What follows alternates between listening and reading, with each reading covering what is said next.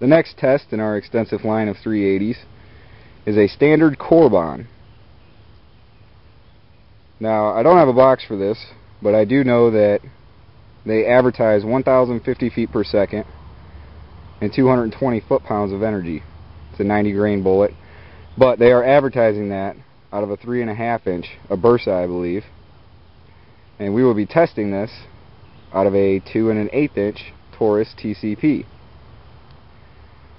Now, in one of my other videos I will be happy to explain to you how much you lose with barrel loss, but it is a very substantial amount of velocity, which in the formula for converting into foot-pounds actually doubles the percentage lost of velocity for foot-pounds.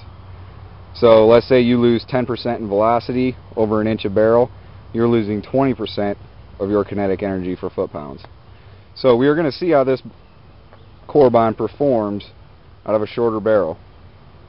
I'll be shooting into a 55-gallon drum with 4 layers of denim. Here's your standard corbon expansion results. This is very typical of a corbon. You always have jacket separation. They don't have any bonded bullets, but the DPX is solid copper, so I guess that's as close as you can get with corbon. But I'd say that was a very good result. You see very symmetrical expansion. I like this jacket expanding like that as it's separated. In the core, you can also see how much bigger just the core itself got. Very substantial expansion. You see me test so close to the barrel, unlike some other channels where they're so many feet away from the top of the barrel. The reason that I do that, as I said before, I consider these micro 380s more of a close quarters guns. A backup, or somebody's already on top of you, that's your only option.